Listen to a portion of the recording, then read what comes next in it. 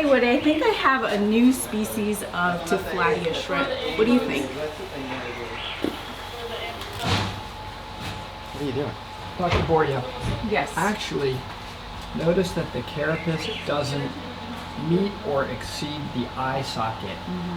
I think it's Tiflatia mitchellii. I think maybe you're right. Yeah. Okay. What? What? Yeah. What? Of course. He might be right. I think so. Yeah. It's He's obviously right. Tiflatia mitchellii. I mean, what? Yeah. And inside this private ranch, there's a cenote, which is an underwater cave. No divers have entered this cenote ever. We'll be the first humans to dive down there.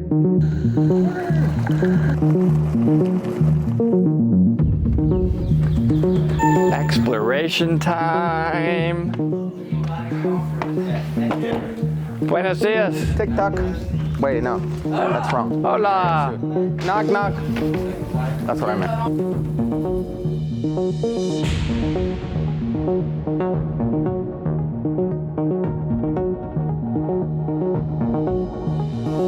Did it open up, that hole? You guys found it? We're measuring the distance from the line to the wall, so then we can make a map, Yeah, so this is gonna... based on height of the sinkhole. The data we get is the data we get. Move up 10 feet. All right, now we're at 130, and I'm just making something up, but basically we're at 14.5. Yeah. 14.5. Once we get this data on the surface, we're gonna sketch the profile of the cave. Which you guys probably want to learn how to do that too, so. Absolutely. So we already have 2 samples filtered, and we are about to go for the third, but we need some food first. Anyone want some? Beautiful. It smells amazing. It is. So right now we know this is a polychaete, and it's as far as we know. But we also know that in the Yucatan Peninsula, almost all the records of fauna living in the cenotes and caves are crustaceans. So at this point, we know that for sure it's a new record for the Yucatan Peninsula, but big potential to be a new species, a species that has not been described by science.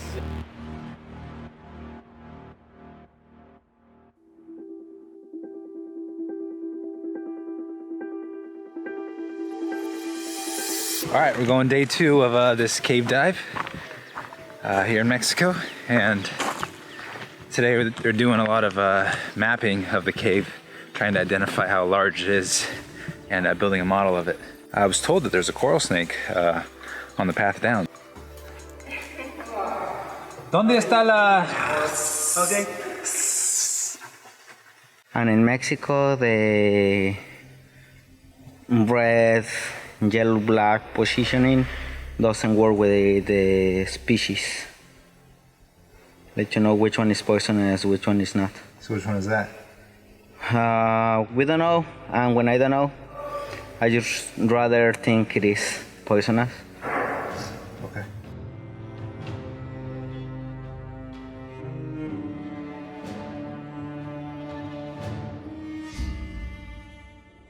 It was literally right here a minute ago.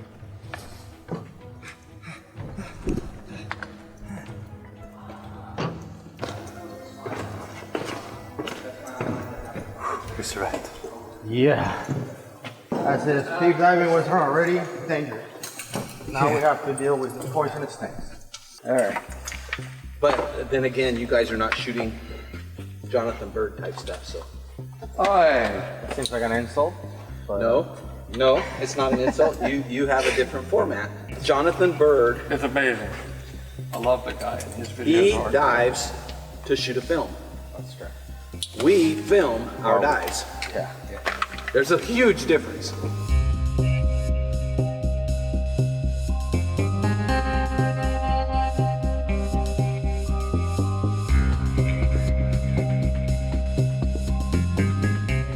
You know, they probably tried to get that horse out. Yeah. It fell in alive. Gus, you want to help me with my tanks? And they were trying to recover it, and they lost the rope and the horse. Thanks.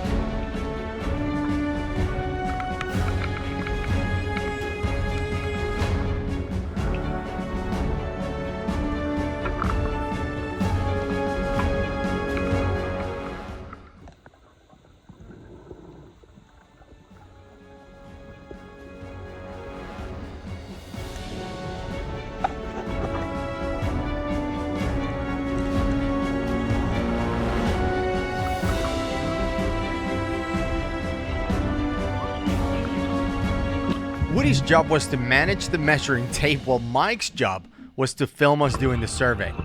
The measuring tape didn't have a lock, so it unraveled and tangled immediately, giving Mike a new job, helping Woody gather all the loose tape so no one got caught in it. My job was to swim to the wall at an agreed upon depth so Woody can survey.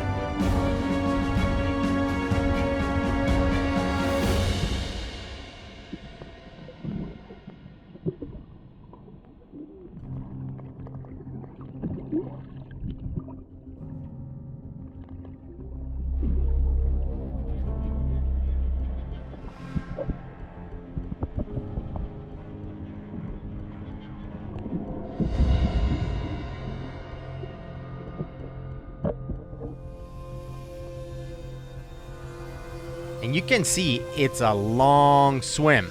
But the funny thing is that I was so busy laughing that I forgot to get the depth from Woody. So I made it to the wall, and then I was like, wait, how deep am I supposed to be?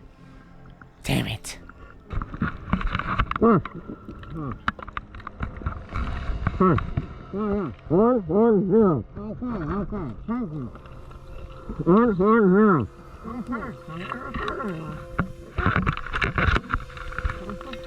Now, if someone asks, I did that on purpose to show you all how easy it is to communicate on rebreathers.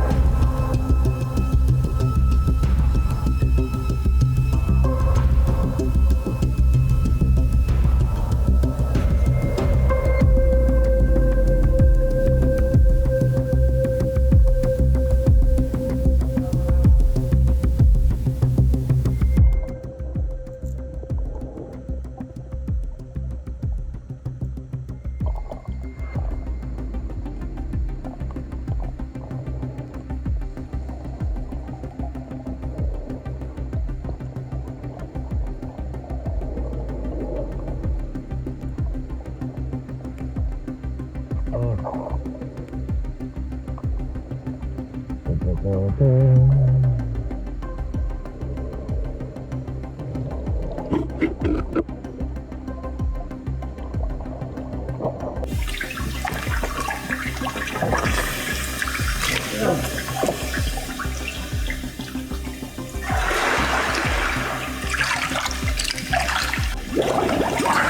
happened? That's all right. I tangled it in 2 seconds at the beginning. It just comes on gravel. It's so easy. All right, so I'm gonna get out a little bit. Did that go, by the way, or no? Hold on, Mike, your helmet. What the heck? Yeah, it's a game on done. Did the hole go? No. No, I went for a little ways, but then. You know what I wanted to do is lower the measuring tape with like a light or something at the bottom through the hole, Josh, until it touches the water so we know for sure how tall it is. Can we do that? Josh, yeah. Can you go up there with the measuring tape, wherever that is? Sure. And lower it through the hole, and I'll tell you when it touches the water, and then you can measure how tall it is. Now, let me pause right here for a second to give you some context. So the original entrance into this cenote is this well right here, this hole. And the idea was, can we go to the surface and remove this metal grate that Josh is holding right now and just jump down this chimney, jump down this well all the way to the water? Now, the concern is that none of us had jumped from this high. My highest jump is probably 40 feet or so, like 12 meters into water. And this was considerably higher. It looked way higher, right? So we sent Josh up there. Josh, can you measure it so we can make a call? Of course, we approached everything scientifically. So the night before, almost half asleep, I did a quick Google search for things like how high can I jump into water without dying?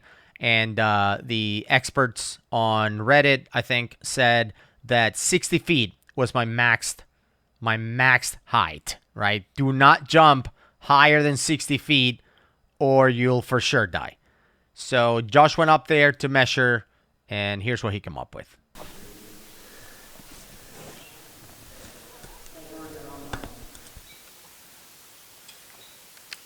Here it comes. 57 and a half. 17 meters. 57 and a half. Is that high or not high? I think it's high. That's pretty high. How many stories is that? 6 stories is 60 feet.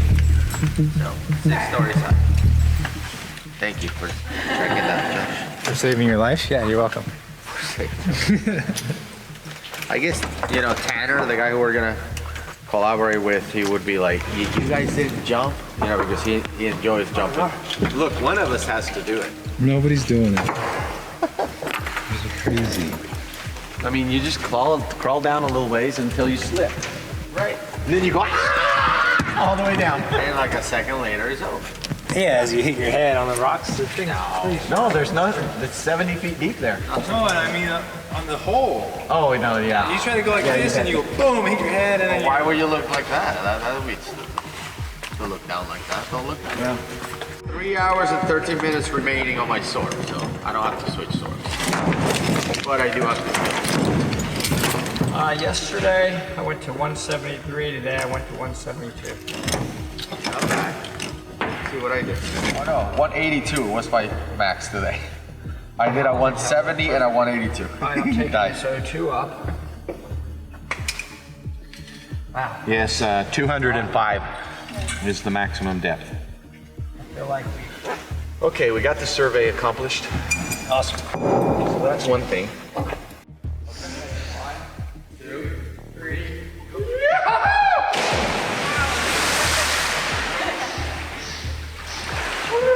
And then you land in this paradise. It's like, wow, perfect position. You just look up and Calibrated. I know. Oh, calibration was wrong. Yeah. And so that's why I wanted you to do the 1.6 at 20 feet. this is, I guess you would qualify it as a cavern. Yeah. Technically speaking, because you can, it's an overhead environment with light always from wherever you're at. Cave definition is you're no longer in the light zone. We were always in the light zone here. So the debris pile is about 70 feet, so there's 7 squares. The door below There's no like little shelves. No. There is, but it's all. This is average. The depth here down here is 200 feet. So 20 squares. Welcome back to surface.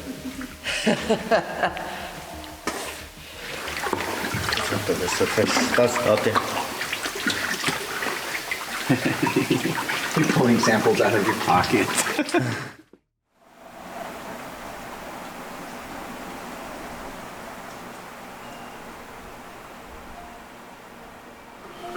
Today we spent a lot more time in this cave, we'll call it, and the mission was to survey it. That mission was accomplished. Your mission was to collect a lot of species. I saw a lot of stuff coming up. You were down there a long time with Gail. So that mission was accomplished, right? Right. So like we were collecting water samples, sediment samples, and also plankton, so like the very small individuals of animals. Nice. Mike went down to explore a hole that we thought may have been a lead. What was it? We thought. What? Well, yeah. What did it turn out to? What was it? No, it was an opening in the breakdown, but it was still more breakdown down there. There's not a path through. No going passage. No going passage. So we surveyed to that lowest point, so we could put that onto the map. But in the process of looking for going passage, we found a bunch of stuff. We found some bones. I saw like a whole skeleton, looks like a horse or something like that. Yeah, it was a big skeleton. Yeah, there were tools. I think you said you saw a bucket too? Yeah, I saw a bucket. I filmed that horse, as you call it. Oh, yeah. So, it was like several vertebrae and stuff. But Did you see that big, huge column that had broke off the ceiling? Yes. That's a massive, huh? Yeah, and there's like a chunk of the ceiling that has all the stalactites sticking out. Several chunks of those. Yeah. Some bigger than others. So the more we swim looking for passage, the more stuff we find. Yeah. Which it's interesting as well. But it is interesting, like we haven't seen those shrimps during the dives. Right. And that is one reason. Well, I saw 2 or 3, but I didn't catch them for you. I want to see them in the bottle. We need a sample. I think the one thing that was interesting is that the hole is actually way deeper than we thought, right? I mean, it goes beyond 200 feet, 60 meters. I mean, it's a deep sinkhole. Yeah. Because initially we were talking about it's like 100 to 130 feet. It's like 30 to 40 meters, and now we're at 60. It's a big difference. and give some perspective, Mike. How wide do you think it is from one side to the other? So it is about 90 to 100 feet in diameter all the way around. Wow. Do you reach 30 the meters. bottom now? We went to the bottom, yeah. And also we measured the ceiling to the water. So we were able to measure the height, and it's 57.5, so almost 20 meters. We need to add that to the map. Yeah. So it's a big cavern. Is today we have a long deco, and because of that we have a lot of time to just like be looking at the water, and a lot of the little crustaceans that we saw in the bottom, they were there, like in good abundances. Like it was a little cloud of these Anthromesis in there. So. The Anthromesis? What species did you see, Woody? I saw the antithesis of the Anthromesis, Oh, did you? which I theorized before coming here. And I was right. You were correct, yeah. There were a couple of those things that we found at the bottom, like buckets and stuff, that had like little tiny fish living inside of it. Like they made it their home, kind of thing. And I was wondering, I wonder if Fernando's gonna come and get these, because they look pretty interesting. They're like tiny fish. That'd be a catfish. Were there like some of the catfish? But they were deep. They were like 160 to 180 feet, like really Catfish deep. do nest Okay, in so pockets. Yeah. on your case, we set our limit to 150 today, Okay. so like we didn't sell it. Okay. But I'm interested. Were they black, white? Yes. Do you remember the color? They look like fish, I can tell you that much. Okay. Right. I think Well, Woody, when you were talking to them, what did they have they to was say? fish color. When they came right up to me, when I was relating to them, Did they tell you the species? my voice like that when I talk to them. I don't know ask why for that works. It just could be scientific to that. They kind of did look on the blackish side. Yeah. Just so you know. I think so. And they were pretty deep. But tiny. Tiny. And they were all living inside these, Yeah, I didn't see any buckets white or whatever. Any white fish. So if I go down there and I go back to where I saw them and I catch them and they're brand new, can we just crowdsource the naming through Dive Talk and just whoever wants to name it?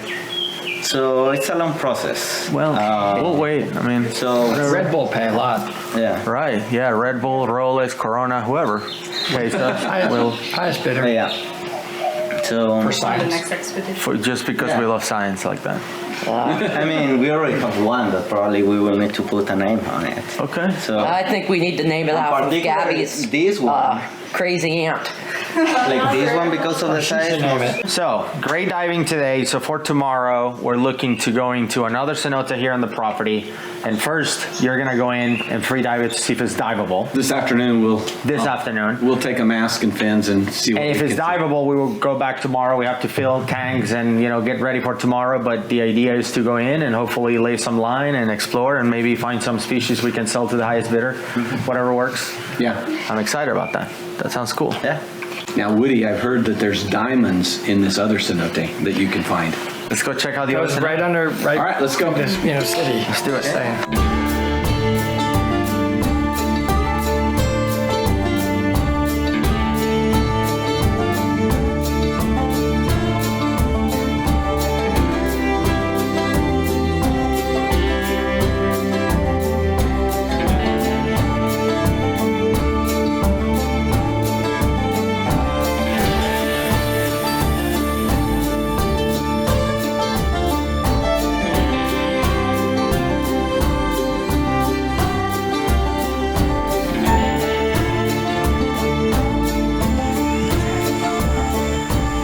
What's your plan, Mike?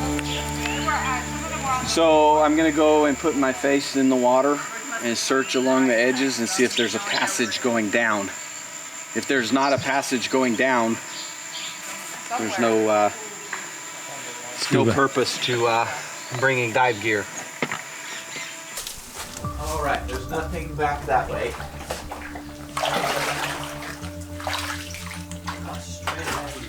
We have a possibility there, but we'll come back to that.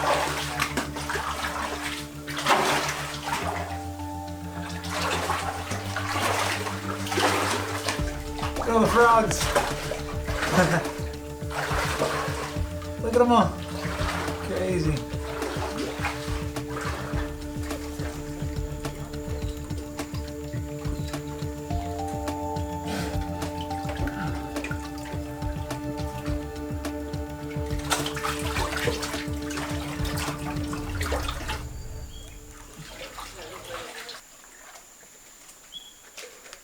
Is there something over there? All right, I'll be back in a second.